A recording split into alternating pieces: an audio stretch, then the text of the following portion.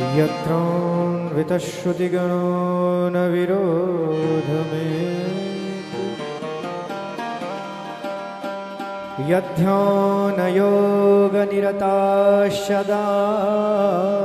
यध्यानयोगनिरताश्चदाप्नवन्तु केशेन्द्रवन्द्यमनिशं मनसा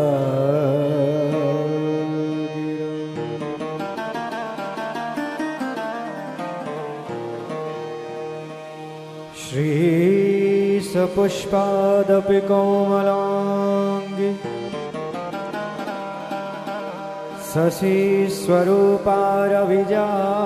शशिस्वरूपारविजाप्रति सरं निशायां शशिचन्द्रिकायां श्रीकृष्णेन साकं लसति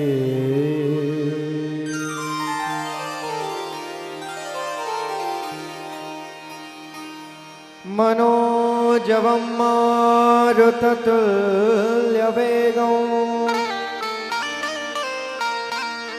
जितेन्द्रियं बुद्धिमतां वरिष्ठं वातात्मजं वानरयूथमुख्यं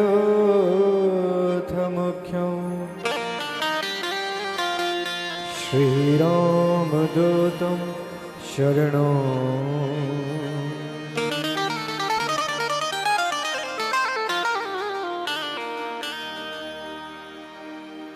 मेरी भवबाधा हरा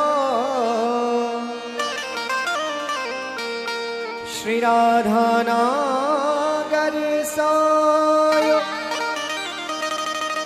जातन की झाई पर श्याम हरित ज्योति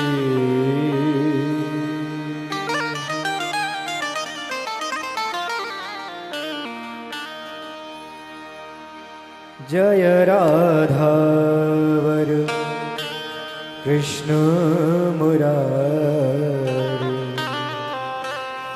मुरलीधर गोवर्धन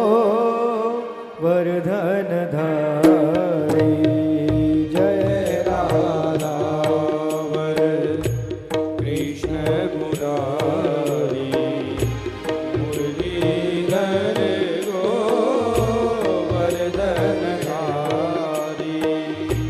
जय राधावर कृष्ण मुरारी मुरलीधर गोवर्धन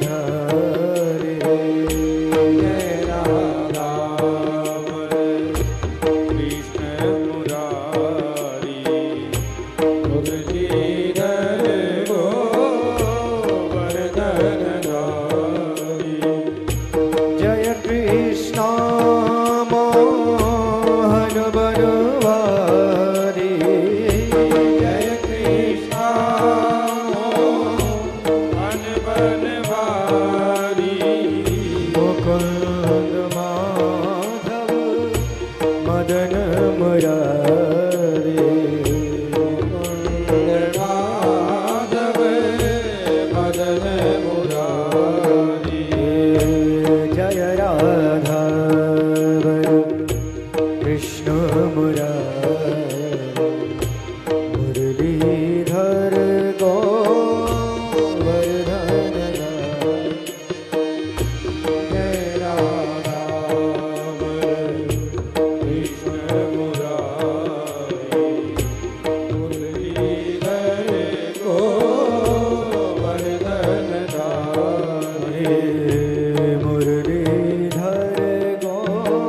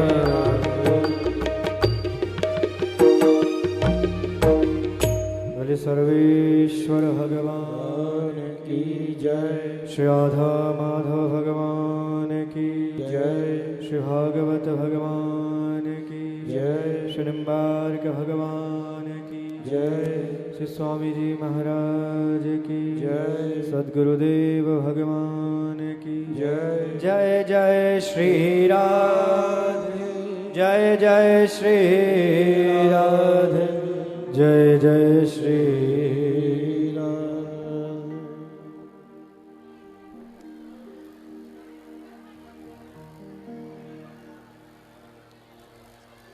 भगवान श्री राधा माधव सर्वेश्वर प्रभु के उगल चरणार बिंदु में प्रणाम करते हुए आद्याचार्य श्री निम्बार्क भगवान के उगल चरणार बिंदु में प्रणाम, निज गुरुदेव श्री आचार्य चरणों के उगल चरणार बिंदु में साष्टांग प्रणाम। मंचस्थ व्यासपीठ पर विराजमान जगत गुरु रामानुजाचार्य स्वामी विद्याभास्कर जी महाराज, समस्त संत महात्मा, समुपस्थित भक्त महानुभाव, भक्तिमती माताएं, इस श्रीमद् भागवत रस वर्षण के यजमान अभिषेक जी तिवारी, हतवा राज परिवार एवं इस संपूर्ण आयोजन के निमित्त सूत्रधार श्री हेमकांत जी महाराज, भगवत कृपा से भगवान श्री गोपाल जी महाराज की महती अनुकंपा से यह दिव्य अवसर हम सभी के सन्मुख उपस्थित हुआ है, जिस महोत्सव में भगवान श्री राघवेंद्र सरकार की दिव्य कथा, भगवान लीला पुरुषोत्तम श्री कृष्ण की अमृतमयी सुंदर कथा, भगवान यज्ञ नारायण के दर्शन एवं आज भगवान श्री राघवेंद्र सरकार की दिव्य प्राण प्रतिष्ठा महोत्सव संपन्न हुआ है। बोलिए श्री गोपाल भगवान की जय। इन समस्त कार्यक्रमों के मध्य में भगवद नाम का गुणानुवाद एवं संत महापुरुषों का दर्शन, उनकी वाणी का लाभ समय समय पर आप सबको प्राप्त हो रहा है। आप सभी बड़े सौभाग्यशाली हैं जो आप सभी को इस पंडाल में कथा के साथ में इतना सुंदर वार्तालाप करने का वातावरण प्राप्त हो रहा है। ये भी बड़े भाग्य से मिलता है और संभव है इस क्षेत्रवासियों की हेलीकॉप्टर देखने की अभिलाषा भी अब पूर्ण हो गई होगी। विगत 4 दिनों से आप सभी जब भी हेलीकॉप्टर आता है आप उसे देखने पहुंच जाते हैं। ये वही है, 4 दिन पहले भी वही था, आज भी वही है, कल भी वही रहेगा, इसमें कोई परिवर्तन नहीं होगा। हमारे तुलसीदास जी ने बड़ा सुंदर भाव व्यक्त किया। तो वैसे भी जो सामान्य श्रेणी के श्रोता थे वो जा चुके हैं, अब जो अवस्थित हैं वो वस्तुतः प्रथम श्रेणी वाले अवस्थित हैं, प्रथम श्रेणी वाले।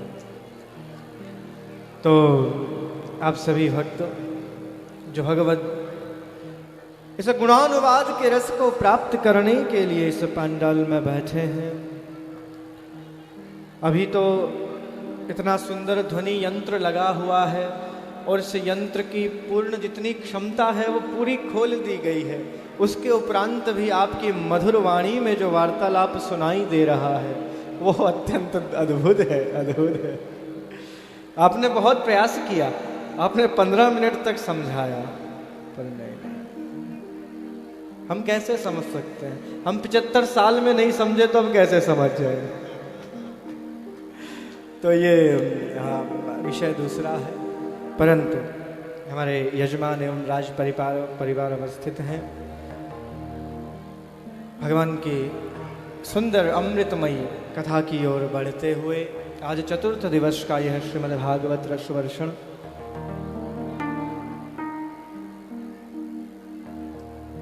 कल जब भगवान ने उत्तरा के गर्भ की रक्षा की, ऋषियों ने पूछा भगवान जिस गर्भ की रक्षा भगवान ने स्वयं की उस परीक्षित का क्या हुआ? भगवान सूत जी ने कहा ऋषि उन धर्मात्मा महात्मा परीक्षित ने जन्म लिया भगवत कृपा से, और वो ऐसे दिव्य शासक बने।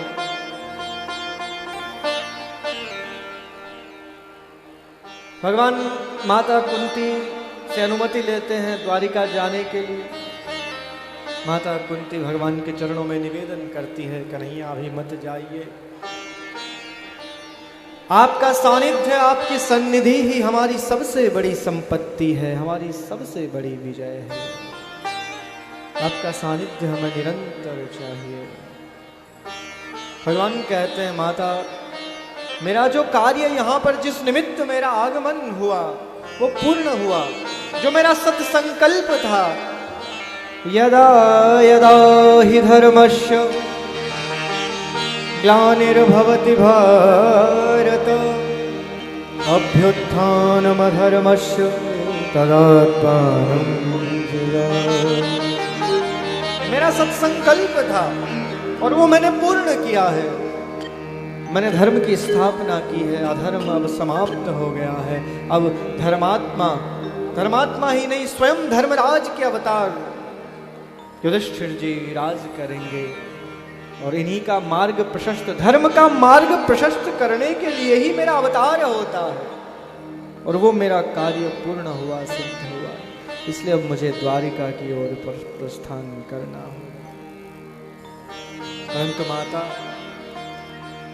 मैं जाते जाते आपको वरदान देना चाहता हूं। आप यदि जो मुझसे अभिलाषा करेंगे, जो इच्छित वस्तु हो, आप मुझसे मांग लीजिए, मुझसे मांग। माता कुंती ने क्या मांगा भगवान से?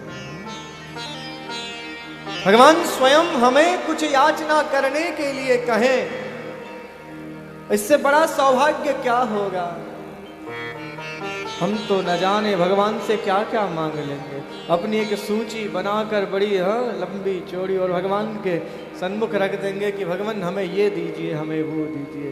परंतु माता कुंती ने यहाँ पर भगवान से किसी अर्थ धर्म काम मोक्ष की आकांक्षा नहीं की, कोई धन धान्य स्वर्ग का वैभव नहीं मांगा। माता कुंती ने भगवान से मांगा तो केवल विपदाएं मांगी, आपदाएं। कष्ट दीजिए केशव, ताकि जब भी हम पर कोई संकट आए, कोई विपरीत परिस्थिति आए, उस समय आपका स्मरण होगा, और जैसे ही आपका चिंतन स्मरण होगा, आप स्वयं हमें दर्शन देने के लिए पधारे। बोलिए भक्तवत्सल भगवान की जय। आपका स्मरण बना रहे भगवान, उसके लिए विपत्तियों का जीवन में होना परम आवश्यक है, क्योंकि जीव का स्वभाव है, यह मानवीय प्रवृत्ति है कि जब हम प्रसन्न होते हैं, जब हम इच्छित वस्तु को प्राप्त कर लेते हैं, तो हम सर्वप्रथम भगवान को विस्मृत करते हैं। हम भगवान को विस्मृत, और जब भगवान हमारी स्मृति से विलुप्त हो जाते हैं, बस वहीं से फिर कष्टों का, संकटों का कह हनुमंत विपत प्रभु सोई।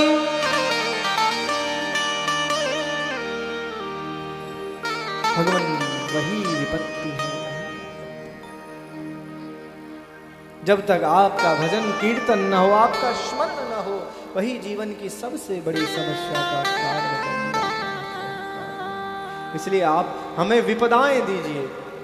महारानी जी बैठे हैं, माता कुंती ने, वो भी राजमाता, राजमाता ने क्या मांगा भगवान से? राजपाठ नहीं मांगा, बोले भगवान विपदाएं दीजिए, आपत्ति दीजिए, कष्ट दीजिए, ताकि प्रत्येक कष्ट में आपका स्मरण बना रहे। गोविंद गोविंद आपका स्मरण बना रहे।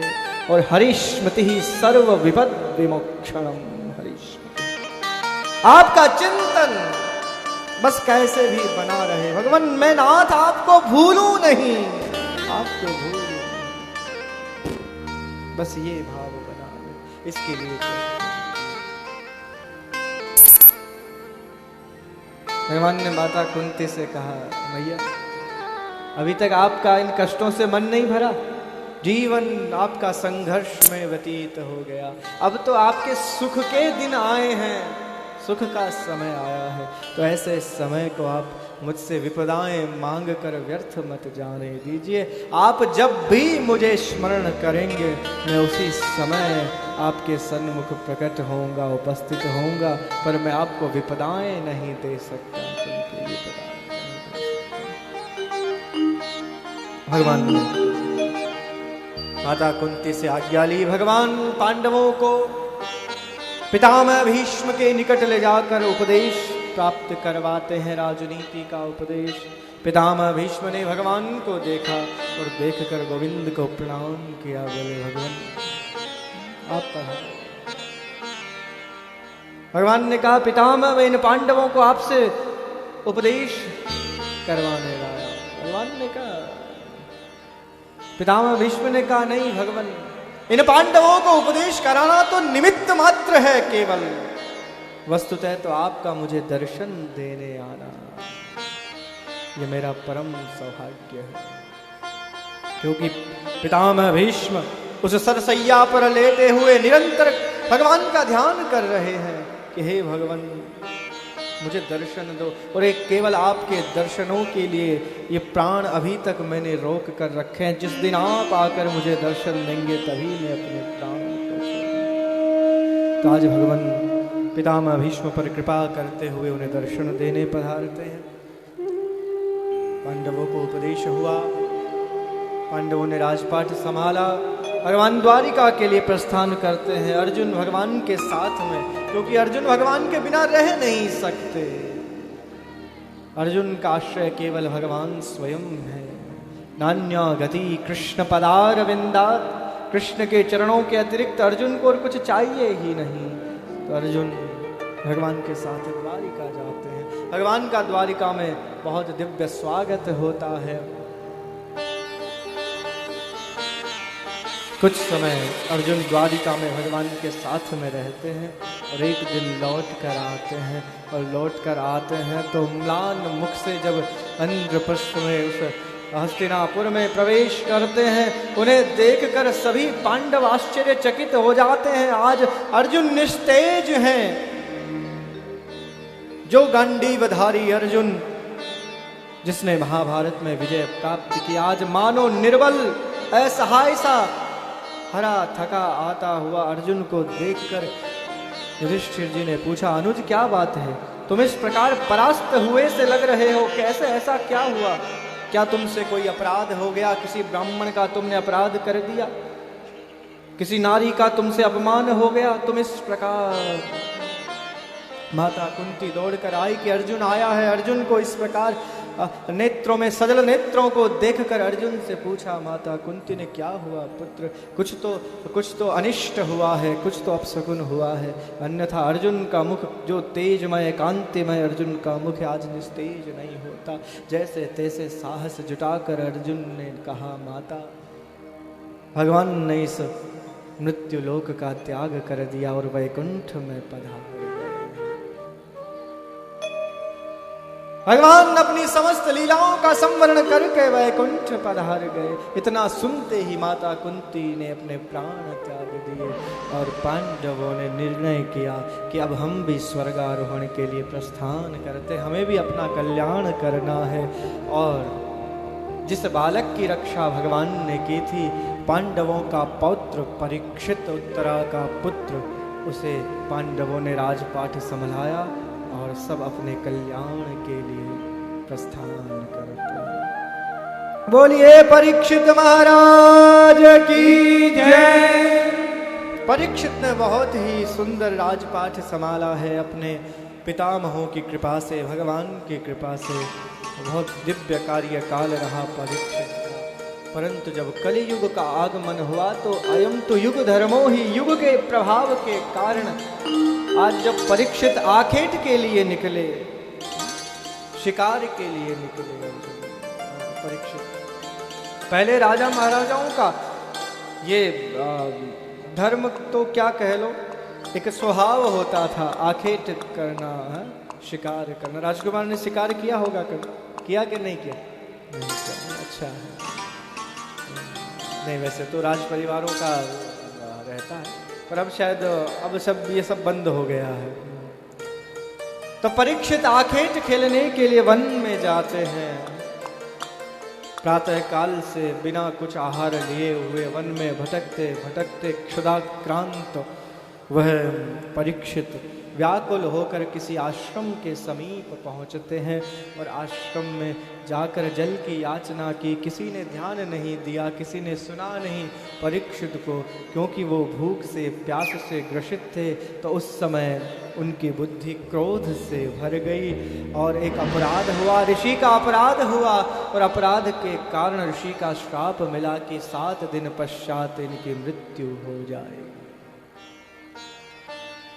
परीक्षित को श्राप मिला 7 दिवस पश्चात मृत्यु का। परीक्षित को जब पता चला कि 7 दिन में मेरी मृत्यु होने वाली है, तो 7 दिन में कल्याण कैसे हो, उद्धार कैसे हो, इसी बात का चिंतन करते हुए परीक्षित जी राजपाट छोड़कर एकांत में जाकर भगवान का चिंतन करने लगते हैं। स्वयं के उद्धार का, कल्याण का साधन ढूंढने लगते हैं।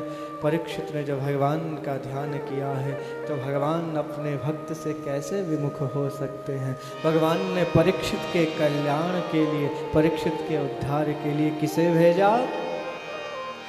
बोले सुखदेव भगवान की जय। यम प्रव्रजन्तमनपेतमपेत कृत्यं द्वैपायनो विरह कातर आजुहाव। पुत्रेति तन्मया तरवोभिनेदुस्तं सर्वभूतहृदयं मुनिमानतोऽस्मि। वो भगवान सुखदेव जो आप्त काम पूर्ण काम निष्काम, जिन्होंने जन्म लेते ही तपस साधना के लिए वन में प्रस्थान कर दिया, वो भगवान सुखदेव आज परीक्षित के कल्याण के लिए उन्हें श्रीमद् भागवत रूपी प्रसाद प्रदान करने के लिए पधारते हैं। बोलिए सुखदेव भगवान की जय। भगवान सुखदेव का आगमन हुआ। महाराज परीक्षित ने भगवान सुखदेव का यथोचित पूजन यजन किया और भगवान के चरणों में सन्मुख बैठकर प्रणाम करते हुए निवेदन किया, भगवान आपको सब वृत्तांत विदित है कि मुझे 7 दिवस पश्चात मृत्यु का श्राप मिला है, तो मुझे इस श्राप से तो मुक्ति नहीं चाहिए, पर इन 7 दिनों में मेरा कल्याण कैसे हो वो मुझे मार्ग बताइए। म्रियमाणस्य सर्वथा, मैं ये जानना चाहता हूँ भगवान कि जिसकी मृत्यु निकट हो, जिसके समीप केवल कुछ दिन शेष हो, वो व्यक्ति ऐसा कौन सा उपाय करे जिससे उसका कल्याण हो जाए। भगवान सुखदेव परीक्षित के इस प्रश्न को सुनकर बहुत प्रसन्न होते हैं। बोले राजन अब आप निश्चिंत हो जाइए, निश्चिंत हो जाइए। आपने कहा ना आपके पास 7 दिन है, आपके पास 7 दिन तो बहुत है राजन। यदि आपके समीप 2 क्षण भी शेष होते तो उन 2 क्षणों में आपका उद्धार अवश्य होता। मेरे पास तो वो संजीवनी बूटी है जो तत्क्षण जीव का उद्धार करके उसे वैकुंठ पहुंचा देती है। वैकुंठ। बोलिए भागवत भगवान की जय। म्रियमाणस्य सर्वथा। परीक्षित ने कितना सुंदर प्रश्न किया है। परीक्षित का प्रश्न केवल स्वयं के लिए नहीं है, वो हम सब मानव जाति के लिए, हम सब जीवों के लिए है। परीक्षित के पास 7 दिन है, ये उन्हें पता है, और 7 दिन तक उनकी मृत्यु नहीं होगी ये भी सुनिश्चित है, ये भी अवश्यम भावी है, क्योंकि ऋषि का श्राप कभी व्यर्थ नहीं जाता। और व्यर्थ नहीं जाता इसका अर्थ है कि उनके पास कितने दिन है, कितने दिन है बताओ? 7 दिन है। पर क्या आप हम सभी कोई बता सकते हैं? आप में से कोई व्यक्ति सुनिश्चित कर सकता है?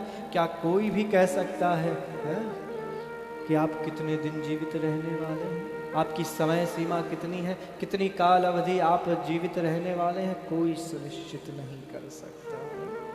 इस चीज की गारंटी तो मोदी जी भी नहीं दे सकते कि कौन कितना जीवित रहने वाला है। ये केवल भगवान जानते हैं।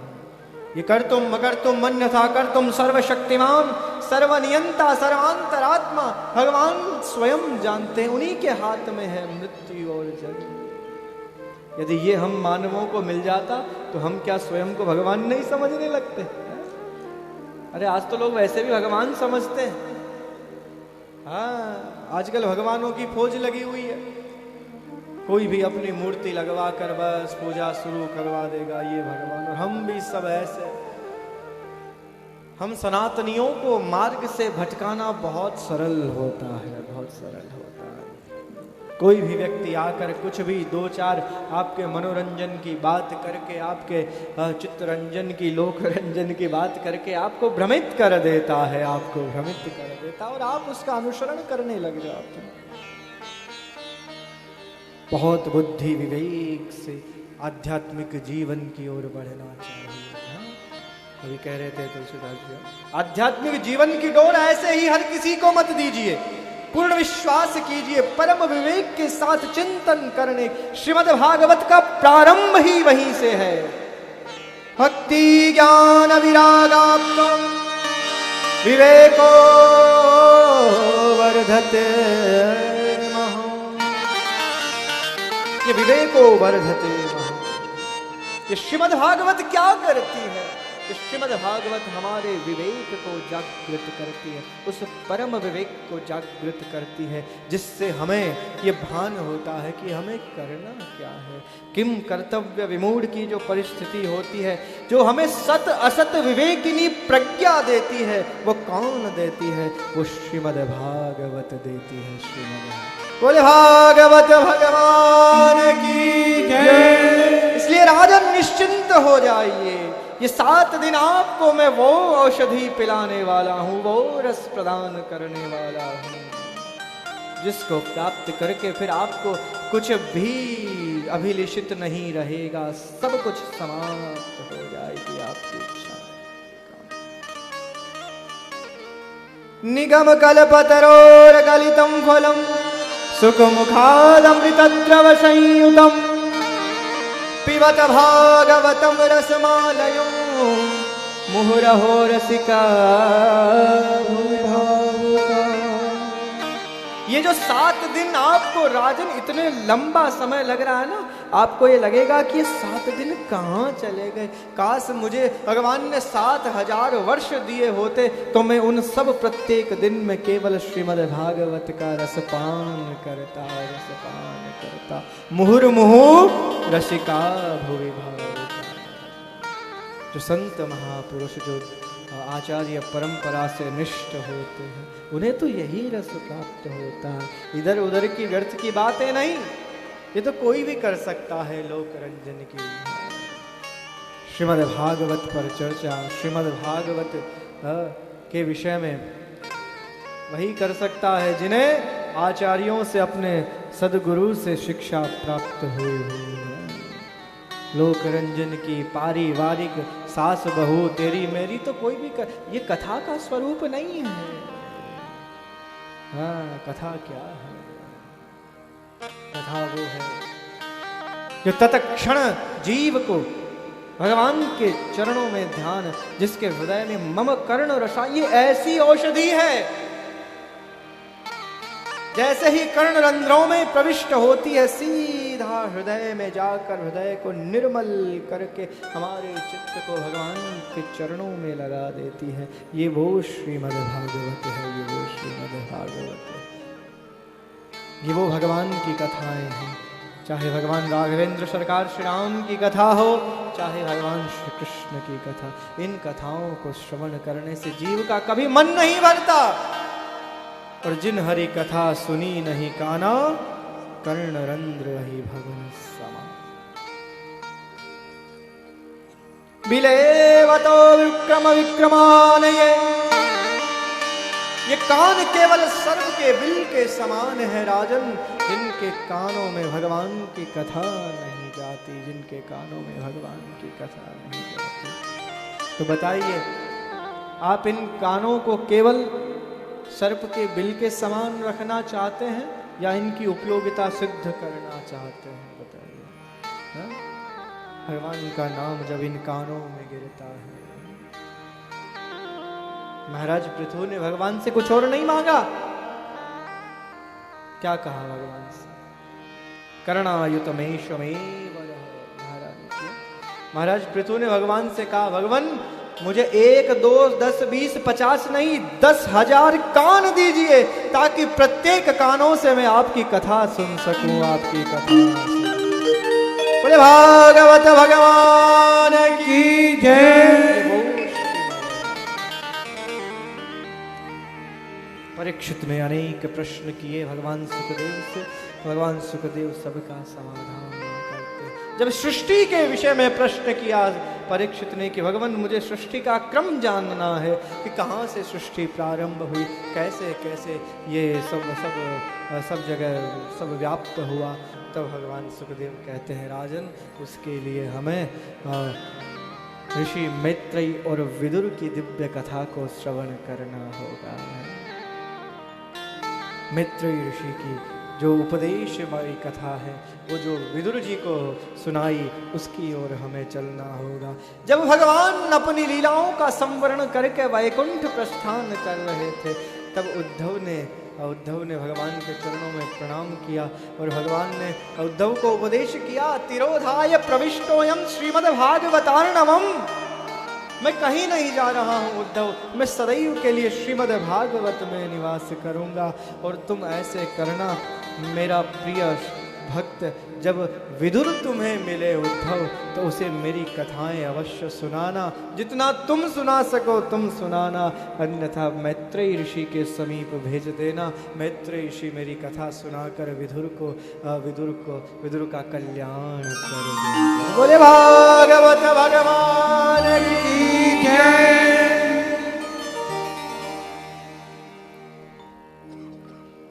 उद्धव जी का विदुर जी का मिलना हुआ।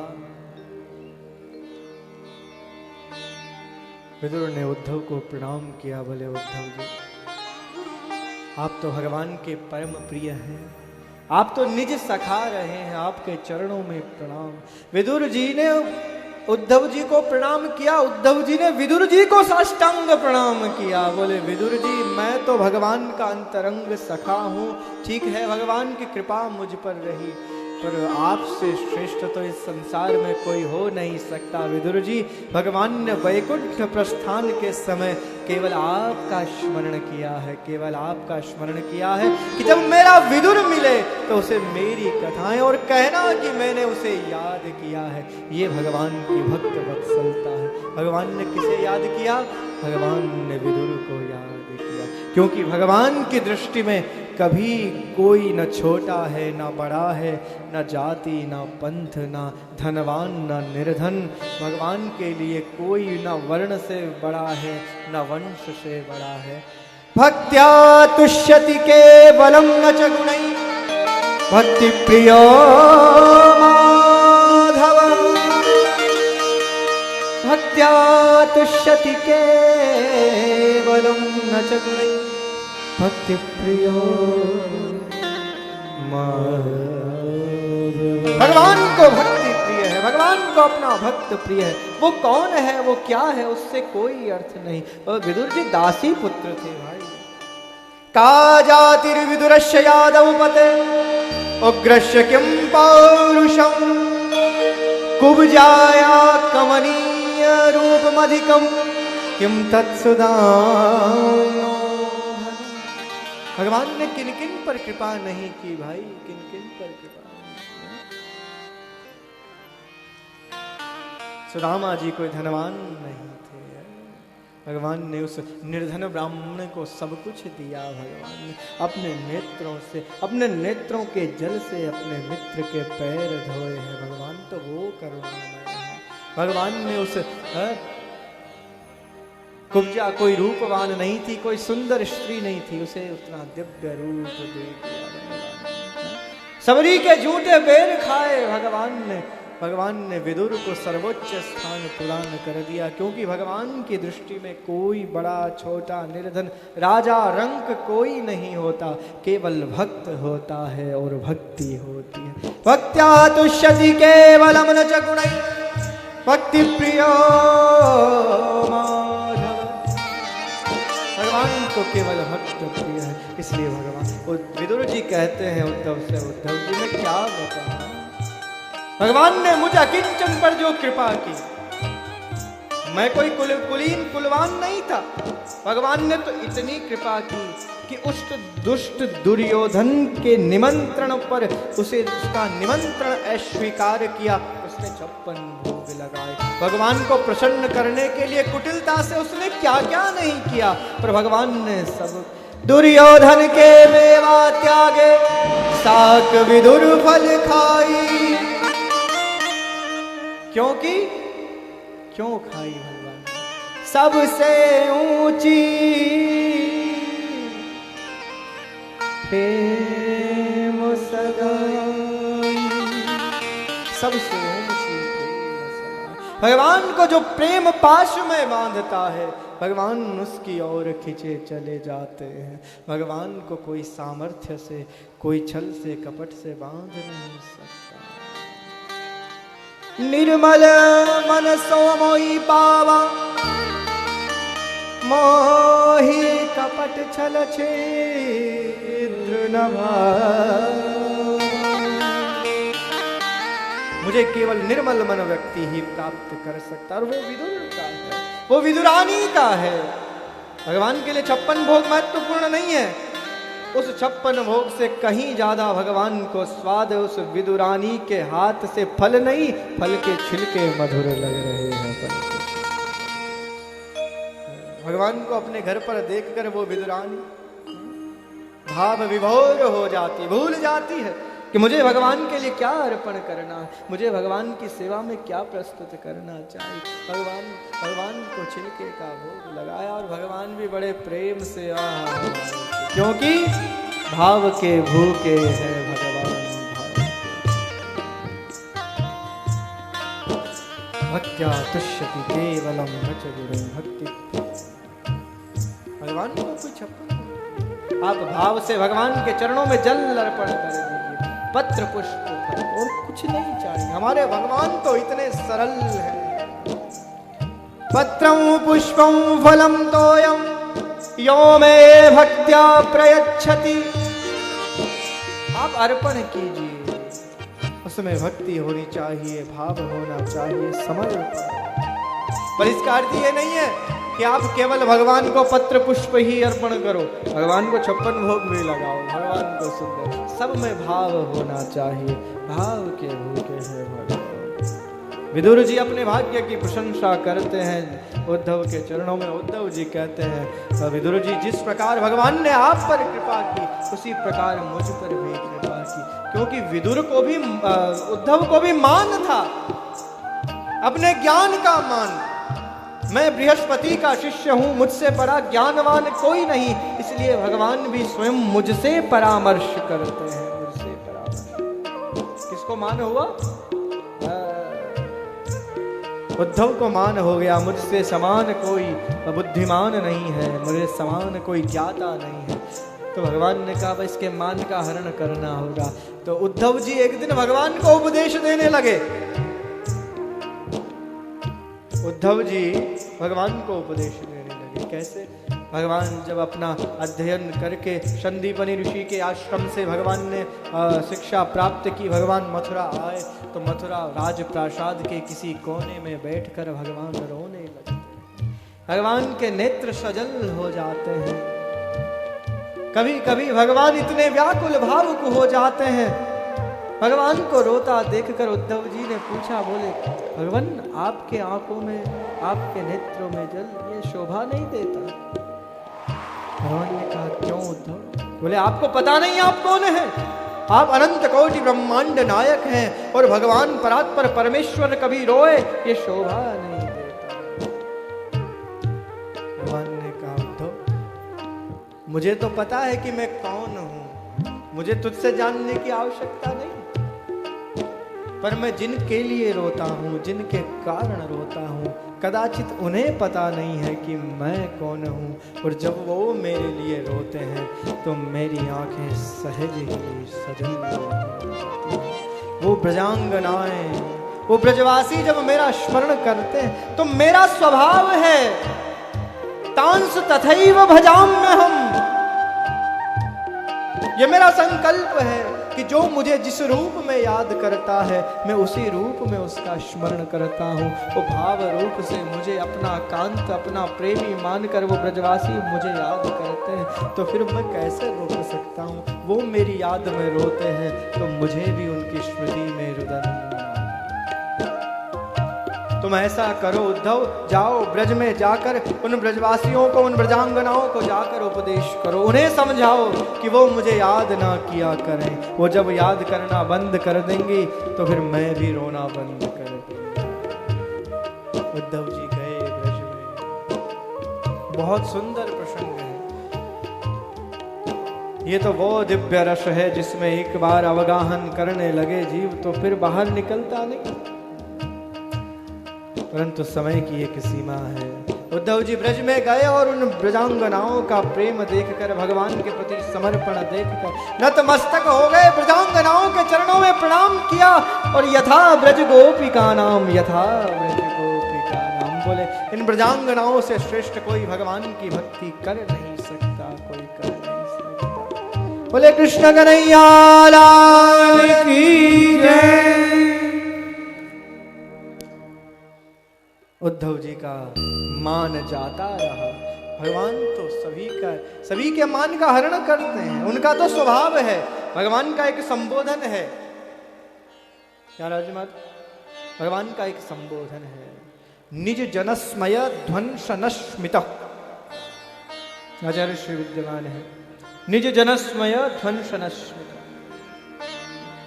जब भगवान को किसी अपनों का मान का हरण करना होता है तो केवल मुस्कुरा देते हैं मंद स्मित से, और फिर अच्छों का मान ध्वस्त हो जाता है। किसी को मान हो कि मुझसे बड़ा कोई नहीं है, कामदेव को भी मान था कि मुझसे सुंदर संसार में कोई है नहीं। भगवान ने मुस्कुराते हुए पीतांबर धरश्रग्वी कोटि मनमथ मनमथ, भगवान ने ऐसा दिव्य स्वरूप उस महाराज में धारण किया कि करोड़ों कामदेव भी लज्जित हो जाएं भगवान की उस एक झलक को प्राप्त करके।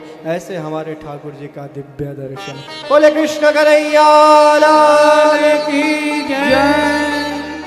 जब सोचिए उनका दिव्य दर्शन ऐसा है तो उनकी कथा, उनकी महिमा कितनी अद्भुत होगी। ये वो प्रत्यक्ष कृष्ण ये स्वयं भगवान का वांगमय स्वरूप है श्रीमद् भागवत। इसीलिए इसमें इतना मन लगता है, ये हमें इतनी मनोहारी लगती है, ये हमको इतनी मधुर लगती है, ये हमको इतनी प्रिय लगती है। ये किसी व्यक्ति विशेष की विशेषता नहीं है।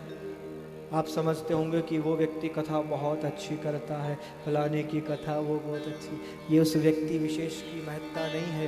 ये श्रीमद् भागवत की ये कथा की महिमा है, ये सभी को अच्छी लगती है। ये कथा ही ऐसी है क्योंकि ये कथा हमारे भगवान श्री कृष्ण की कथा है।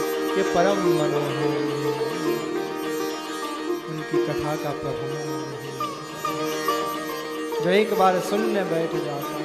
मुहुर मुहुर रसिका भुवि भाव, मुहुर मुहुर रसिका भुवि भाव। यदि आपके मन में भगवान के प्रति प्रेम है, भाव है, श्रद्धा है, भक्ति है, तो आपको ये कथा बहुत सुंदर लगेगी, मधुर लगेगी। इस कथा का और वही कथा हम विगत 4 दिन से भगवान की सुंदर अमृतमयी कथा श्रीमद् भागवत और 5 दिवस से भगवान राघवेंद्र सरकार की राम कथा का आनंद ले रहे हैं। ये दोनों प्रवाहों में, दोनों धाराओं में आपको अवगाहन करने का अवसर मिल रहा है। गंगा, यमुना और कभी कभी बीच में जैसे विद्वत जनों रूपी सरस्वती भी आ जाती है, तो त्रिवेणी का संगम यही है।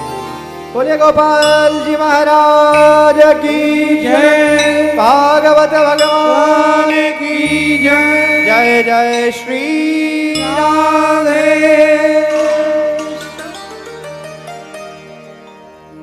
वैसे भी आज तो काफी कुछ कथा आप सबने पहले ही सुन ली थी, वक्ताओं ने काफी कुछ कह दिया था, तो अब कुछ ज्यादा विशेष श्रेष्ठ रहा नहीं है।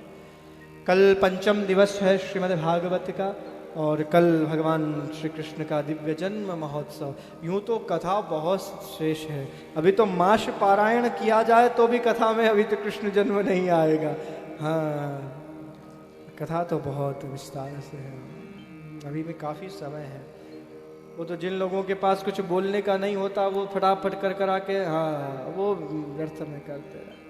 अभी तो चिंतन हो, भगवद गुणानुवाद हो तो महीनों लग जाए भगवान की सुंदर कथाओं के लिए। ये तो जीवन पर्यंत चलने वाली कथाएं हैं, क्योंकि हरि अनंत हरि कथा अनंत कहीं सुनहि बहुविधि बहु भगवान की कथाएं अनंत है भगवत, पर एक समय सीमा में उस कथा को बांधना होता है। और अब फिर से हेलीकॉप्टर आ गया है तो आप सब लोग जा सकते हैं उसे देखने के लिए।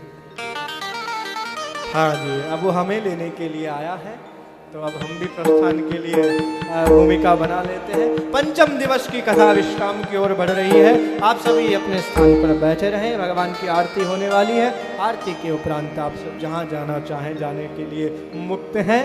और इसी प्रकार कल ठीक समय पर आकर 12:30 बजे और श्री राम कथा का आप सभी आस्वादन करेंगे। उसके उपरांत इसी प्रकार कथा चलती रहे। बोले भागवत भगवान की जय।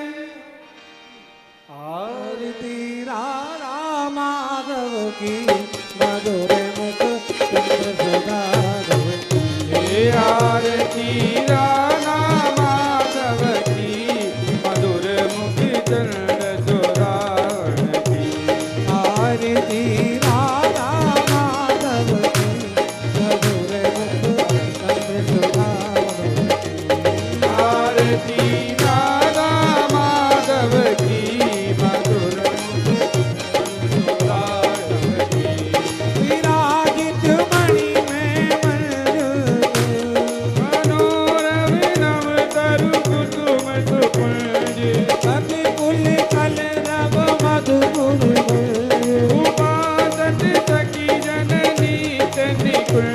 परम कमनीय अनिर्वचनीय हृदय रमणीय दिव्य छवि अनुपम वैभव की मधुर मुख चंद्र सुधारव की। आरती राधा माधव की मधुर मुख चंद्र सुधारव की। सेवित रसिक विश्री जय देव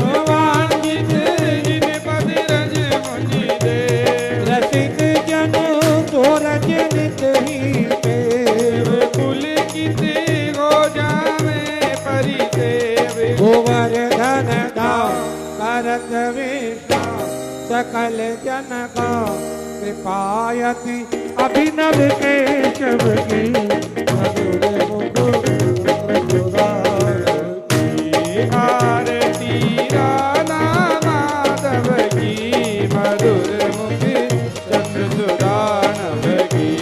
पधारे पीठ निम्बालक धाम विराजे कनक पीठ अभिराम। शोभाय अमित बलिगण गाम धरती कर मुदित सकल जन वाम। अगल दंपति रसिक समुपति निखिल जमुपति शरण श्री राधा माधव की मधुर मुख चंद्र सुधारव की।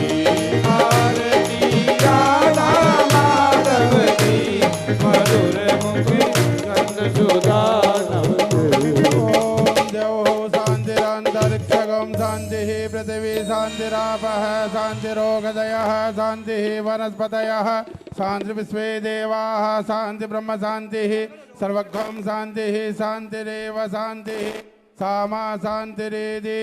ओम शांति शांति सुशांतिर्भवतु। मंत्र पुष्पांजलिम्।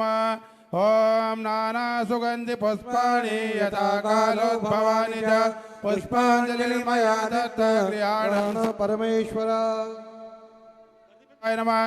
मंत्र पुष्पांजलिं समर्पयामि। श्री सर्वेश्वर भगवान की जय।